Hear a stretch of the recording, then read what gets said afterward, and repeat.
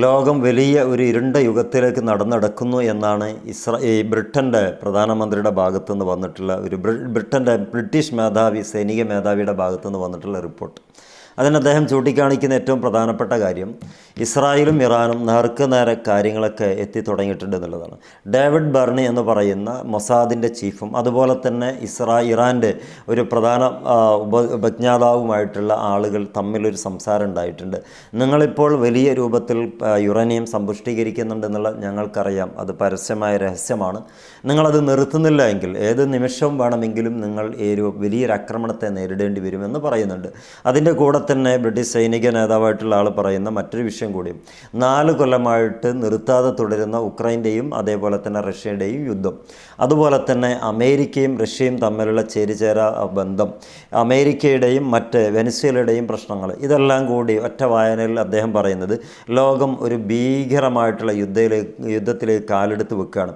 അതുകൊണ്ട് തന്നെ അന്താരാഷ്ട്ര തലത്തിലുള്ള ആളുകളും അതേപോലെ തൻ്റെ രാജ്യത്തെ ആളുകളും വളരെ നന്നായിട്ട് അലേർട്ടായിരിക്കുക. കാരണം എപ്പോൾ വേണമെങ്കിലും യുദ്ധം പൊട്ടിപ്പുറപ്പെട്ടേക്കാം എന്നാണ് അദ്ദേഹത്തിൻ്റെ കണക്കുകൂട്ടലുകൾ. 2022 ഫെബ്രുവരിയിൽ ഉക്രൈനെ ആക്രമിക്കാൻ തുടങ്ങി. 2025 അവസാനിക്കുന്ന സമയത്ത് പോലും അത് തീർന്നിട്ടില്ല എന്ന് പറയുന്നുണ്ട് അദ്ദേഹം. മാത്രമല്ല അത് തീരാൻ പോകുന്നുമില്ല. അതാ രസം. അതെന്തുകൊണ്ട് തീരാൻ പോകുന്നില്ല എന്നുള്ളതാണ് അദ്ദേഹം പറയുന്നത്. സേനാംഗങ്ങളിൽ നിന്ന് കിട്ടുന്ന റിപ്പോർട്ട് അനുസരിച്ച് ഇനിയും വർഷങ്ങളെടുത്തിട്ടും ഈ ഒരു രാജ്യത്തെ ദരിദ്ര രാജ്യമാക്കാൻ വേണ്ടി സ്ലോ പോഴ്സണാക്കിയിട്ടാണ് ഈ റഷ്യ അതിനെ ആക്രമിച്ചുകൊണ്ടിരിക്കുന്നത് എന്നാണ്. റഷ്യക്ക് വലിയൊരു ബോംബ് സ്ഫോടനം നടത്തി അതിനെ ഇല്ലാതാക്കാൻ വേണ്ടി ശ്രമിക്കാം, അല്ലെങ്കിൽ അതിനുള്ള ക്യാപ്പബിലിറ്റി ഉണ്ട്. എന്നിട്ടും അതൊന്നും ചെയ്യാതിരിക്കുന്നത് ഈ ഉക്രൈൻ എന്ന് പറയുന്നത് പാടെ ഇല്ലാതാവുകയും വളരെ തുച്ഛമായ എമൗണ്ടിൽ നിർമ്മിക്കപ്പെട്ടിട്ടുള്ള ആയുധങ്ങൾ പ്രയോഗിച്ച് എല്ലാ ദിവസവും അസ്വസ്ഥപ്പെടുത്തുക എന്നതുകൂടിയിട്ടാണ് റഷ്യയുടെ ഒരു സ്ട്രാറ്റജി. അതങ്ങനെ മുന്നോട്ട് പോവുകയാണെങ്കിൽ 2030 എത്തിയാലും ഉക്രൈൻ പിന്മാറുക എന്നല്ലാതെ റഷ്യ പിന്മാറില്ല. അങ്ങനെ പിന്മാറുകയാണെങ്കിൽ റഷ്യ മറ്റൊരു പദ്ധതിയിലേക്ക് പോകും. ആ പദ്ധതിയുടെ പേര് അമേരിക്കയുടെ താളം തെറ്റിക്കുന്ന ഏറ്റവും പ്രധാനപ്പെട്ട രംഗപ്രവേശനം നടത്തുക എന്നുള്ളതാണ്. റഷ്യയുടെ അടുത്ത രംഗപ്രവേശനം അങ്ങനെ ആയിരിക്കുമെന്നാണ്. അതിന് പ്രധാനമായി റഷ്യ കാണുന്നത്, ഒന്ന് ഉക്രൈനിലെ ആ ഒരു സെലൻസ്കിയെ പിടിച്ച് ബന്ദിയാക്കുക എന്നുള്ളതാണ്. ബന്ദിയാക്കി കഴിഞ്ഞാൽ അമേരിക്കയ്ക്ക് അത് അടങ്ങിക്കാൻ കഴിയില്ല. ലോകവികാരങ്ങളൊക്കെ ഈ സെലൻസ്കിക്ക് അനുകൂലമാവുകയും അമേരിക്കയ്ക്ക് എതിരാവുകയും ചെയ്യും. അപ്പോൾ അമേരിക്ക ഗത്യന്തരമില്ലാതെ ഈ റഷ്യയെ ആക്രമിക്കാൻ വരും. ആ റഷ്യയെ ആക്രമിക്കുന്നതിന് മുമ്പായിട്ട് റഷ്യയുടെ ഏറ്റവും ഇണചേർന്ന് നിൽക്കുന്ന രാജ്യത്തിൻ്റെ സംവിധാനങ്ങളോട് തകർക്കാനോ ബഹിഷ്കരിക്കാനോ ആഹ്വാനം ചെയ്യും. ഇന്ന് തന്നെ ഒരുപാട് രാജ്യങ്ങളോട് നോ എൻട്രി പറഞ്ഞ നേതാവാണ് ട്രംപ്. അങ്ങനെ ഒരു പോക്ക് പോയാൽ വലിയ രൂപത്തിൽ ഒരു യുദ്ധം വരും എന്നുള്ളതാണ് അദ്ദേഹം പറയുന്നത്. എങ്ങനെയാണെങ്കിലും ഈ യുദ്ധത്തിന് മറ്റൊരു പ്രധാനപ്പെട്ട ഒരു കാര്യം കൂടി അദ്ദേഹം പറയുന്നത്, ഇനി റഷ്യ മാത്രമല്ല യുദ്ധത്തിന് വരിക, ഇറാനും ചൈനയും കൂടി വരുമെന്നുള്ളതാണ്. ഇറാനും ചൈനയും അതേപോലെ തന്നെ റഷ്യയും കൂടി ഒരുമിച്ച് മറ്റൊരു ലോകക്രമത്തെ ക്രിയേറ്റ് ചെയ്യാൻ വേണ്ടിയിട്ട് എല്ലാ ശ്രമവും നടത്തും. അതിൽ ഇസ്രായേലിനെ പരാജയപ്പെടുത്തും, അമേരിക്കയെ പരാജയപ്പെടുത്തും. ഇസ്രായേലിന് അമ്പയെ പരാജയപ്പെടേണ്ടി വരും, കാരണം അമേരിക്ക തകരുന്നു എന്നുള്ളതാണ്. ഡോളർ എന്ന് പറയുന്ന സംവിധാനത്തിന് പകരം സ്വന്തമായി വികസിച്ചെടുക്കുന്ന ബ്രിക്സ് നാണയങ്ങളൊക്കെ കൊണ്ടുവരാൻ വേണ്ടിയിട്ടുള്ള ഒരു ശ്രമങ്ങളൊക്കെ നടത്തിക്കൊണ്ടിരിക്കുന്നുണ്ട്.